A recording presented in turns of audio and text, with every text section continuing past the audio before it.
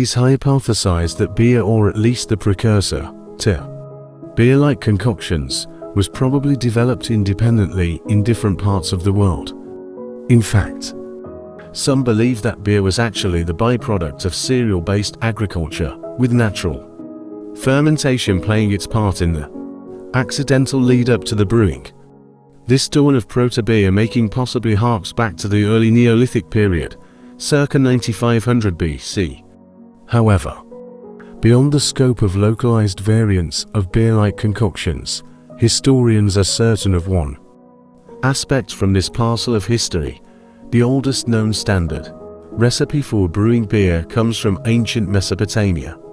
Simply put, the first deliberate production of beer or ale in history can be attributed as one of the achievements of Sumerians, with the evidence of the oldest known surviving beer recipe contained within a 3,900-year-old. Now, in terms of Mesopotamian mythology, Ninkasi was the ancient Sumerian tutelary goddess of beer and alcohol, symbolizing the socially important role of women in brewing and preparation of beverages in ancient Mesopotamia.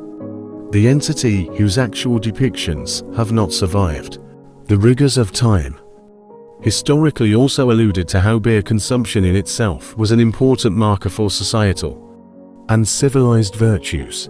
To give an example, in the Epic of Gilgamesh, the world's oldest known epic, the wild man Enkidu did not know how to eat bread, nor had he ever learned to drink beer, with the second phrase suggesting how drinking beer was seen as a quality of a civilized person.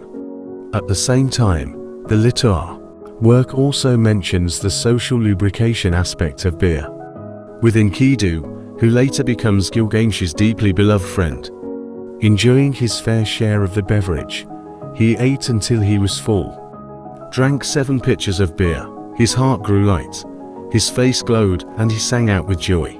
These earliest known mass-produced specimens of beer were possibly concocted with the aid of barley that was extracted from bread. In that regard, the hymn to Ninkasi was actually translated from clay tablets by Miguel Civil, professor of Sumerology at the University of Chicago, and what's more, the recipe was even successfully recreated by Fritz Maytag, founder of the Anchor Brewing Company in San Francisco. Upon listening to the presentation of these brewers at the annual meeting of the American Association of Microbrewers in 1991, Civil wrote, "The brewers were able to taste Ninkasi beer, sipping it from large jugs with drinking straws as they did 4 millennia ago.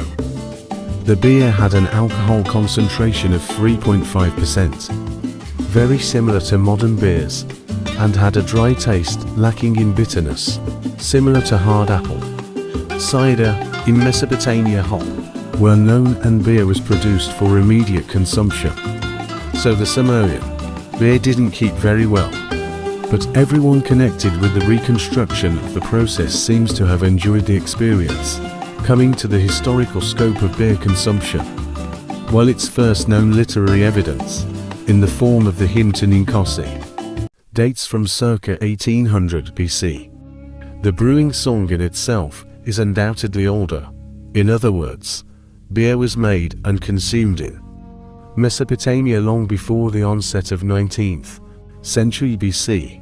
In fact, archaeological evidence for brewing beer in the Mesopotamian region dates back to circa 3500 BC, or possibly even before, with researchers being able to identify chemical traces of beer in a fragmented jar at the ancient Sumerian trading settlement of Godintep in modern-day Iran. Interestingly enough, a different clay tablet dating back to circa 3300 BC, pictured above, salvaged from the Sumerian city of Uruk, depicts a human head eating from a bowl and drinking from a conical vessel. The bowl represents Russian, while the conical glass alludes to consumption of beer. The tablet also consists of cuneiform records of the quantity of beer being assigned to each worker. In essence, the ancient Mesopotamian artifact is the world's oldest known paste lip that rather hints at how the hierarchical system of workers and employers existed even 5 millennia ago, and they were possibly connected by exchange of beer, instead of money as we know today, which was invented around 3 centuries later.